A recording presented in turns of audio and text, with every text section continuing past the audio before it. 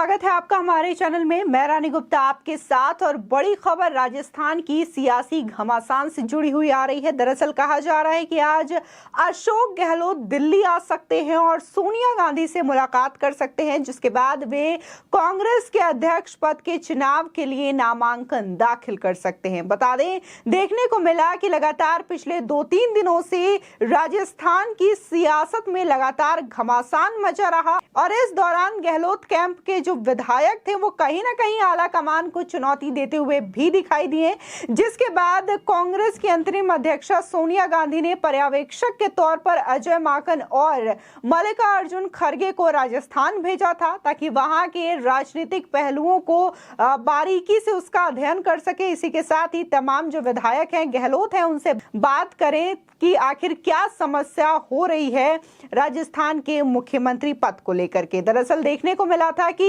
सवाल ये था कि कांग्रेस का अध्यक्ष कौन बनेगा, लेकिन इन सब के बीच में देखने को मिला कि राजस्थान में ये सियासत जो है वो उल्टी पड़ गई और लड़ाई ये शुरू हो गई कि राजस्थान का मुख्यमंत्री कौन बनेगा। सचिन पायलट या फिर अशोक गहलोत ही इस मुख्यमंत्री पद में रहेंगे या फिर उनकी ओर से किसी और का नाम या सुझाव दिया जाएगा कांग्रेस आला कमान को। लेकिन देखने को मिला कि ये जो गुट है वो दो पक्षों में विभाजित हो गया, जहां एक खेमा ये कह रहा था कि अशोक गहलोत जिसको चुनेंगे और जिसके नाम का सजेशन देंगे वही मुख्यमंत्री बनेगा राजस्थान का, तो वही दूसरा गुट ऐसा था जो कि ये कह रहा था कि सचिन पायलट को मुख्यमंत्री बनाया जाए और वो युवा चेहरा है।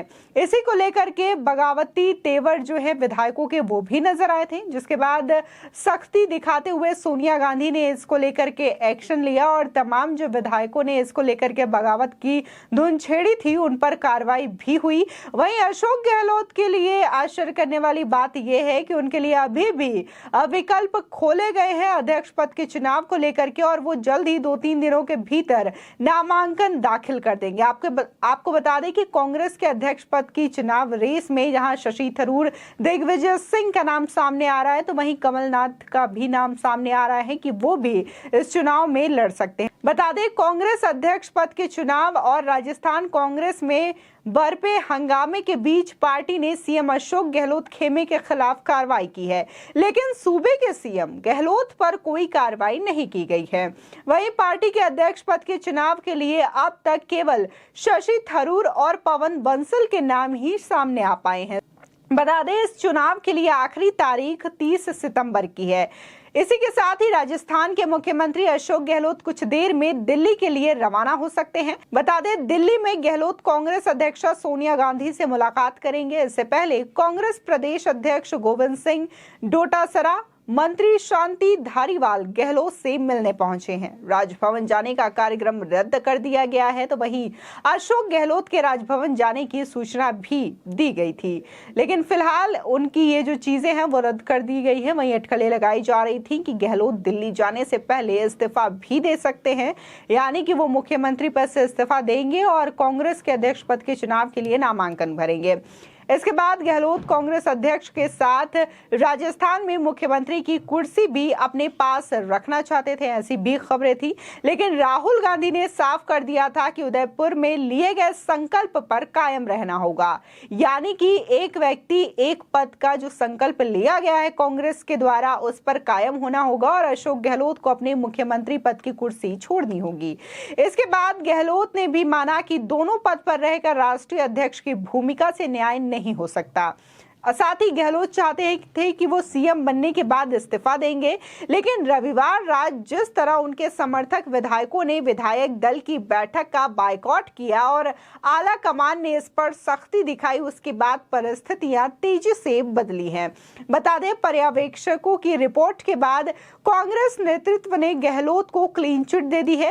इसी के साथ ही कहा जा रहा था कि ये जो पूरा माजरा हुआ है उसमें कहीं ना कहीं गहलोत भी जिम्मेदार है। आपको बता दें कि वहीं ये भी कहा जा रहा था कि जो गहलोत समर्थक हैं वो बिना गहलोत के नेतृत्व के इतना बड़ा कदम नहीं उठा सकते और इसको लेकर के गहलोत को भी दोषी माना जा रहा था और ये कहा जा रहा था कि उन्होंने अनुशासनहीनता का प्रमाण दिया है, जिसको लेकर के पार्टी आलाकमान उनके खिलाफ कार्रवाई करेगी। जिसके बाद ये भी खबरें आई कि अशोक गहलोत ने पार्टी आलाकमान से फोन पर बात की और उनसे माफी भी मांगी और इस चीज को गलती बताई। जिसके बाद ये भी कहा गया कि पर्यवेक्षक के तौर पर मल्लिकार्जुन खड़गे वहां पर गए थे, उनसे भी अशोक गहलोत ने माफी मांगी और शायद यही वजह है जिसकी वजह से उन्हें क्लीन चिट दे दी गई। बता दें अब उन्हें दोबारा कांग्रेस अध्यक्ष की रेस में शामिल होने की उम्मीद जताई जा रही है। पिछले 1-2 दिनों में मध्य प्रदेश के पूर्व मुख्यमंत्री कमलनाथ समेत कुछ और वरिष्ठ नेताओं ने गहलोत से बात की।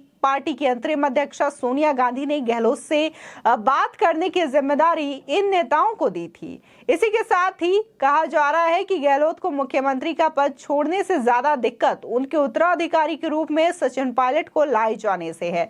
बता दें 2020 में गहलोत के खिलाफ बगावत करने वाले पायलट को उनके कैंप के मंत्री शांति धारीवाल गद्दार कहते हुए ये चीजें साफ कर चुके हैं कि पायलट उन्हें मंजूर नहीं है। राजस्थान के मुख्यमंत्री के तौर पर गहलोत पायलट की जगह सीपी जोशी या अन्य किसी नेता को सीएम बनाना चाहते हैं।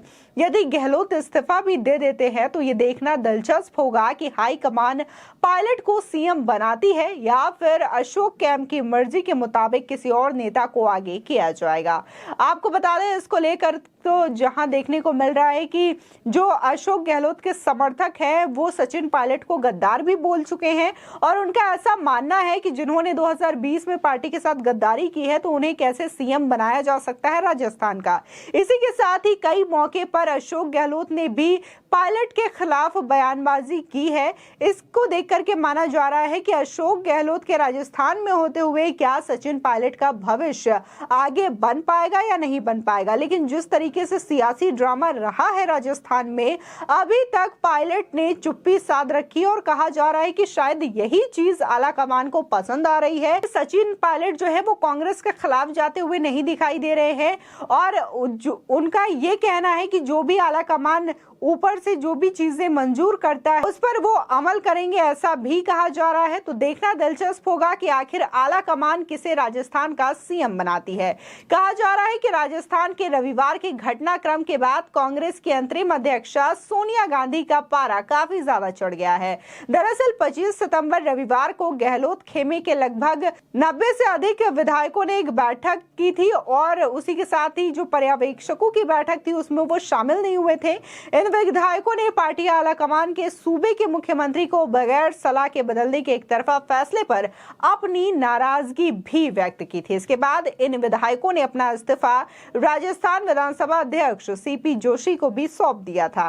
राजस्थान में हुए इस हंगामे ने राहुल गांधी की भारत जोड़ो यात्रा के बीच में पार्टी के लिए नकारात्मक प्रचार को बढ़ावा दिया, जबकि बीते सप्ताह ही राहुल गांधी ने इशारा कर दिया था कि अगर गहलोत 17 अक्टूबर के चुनाव में कांग्रेस अध्यक्ष बनते हैं तो उन्हें पार्टी के एक व्यक्ति एक पद के कायदे को मानना होगा, यानी कि मुख्यमंत्री के तौर पर उन्हें इस्तीफा देना होगा। लेकिन जिस तरीके से एक तरफ राहुल गांधी फिर से कांग्रेस की पुरानी इमेज को बरकरार रखना चाहते हैं, पार्टी का जो स्तर नीचा गिर गया है उसे ऊंचे उठाने की कवायद में लगे हुए हैं और इसको लेकर के वो कन्याकुमारी से कश्मीर तक भारत जोड़ो यात्रा निकाले हैं और लगातार उनकी यात्रा जो है वो बढ़ रही है। लेकिन इन सब के बीच में देखने को मिल रहा है कि कैसे राजस्थान में जो सियासी घमासान मचा है और पार्टी में जो नेता हैं आपस में ही लड़ते हुए दिखाई दे रहे हैं मुख्यमंत्री पद को लेकर के, तो ऐसे में कांग्रेस की इमेज जो है वो और भी ज्यादा खराब होती हुई नजर आ रही है और ऐसा कहा जा रहा है कि इसका प्रभाव जो है वो आने वाले इलेक्शन पर भी पड़ते हुए दिखाई देगा। फिलहाल आपकी इस खबर पर क्या राय है हमारे कॉमेंट सेक्शन में जरूर बताएं। आगे की और भी अपडेट के लिए चैनल को सब्सक्राइब करना ना भूलें।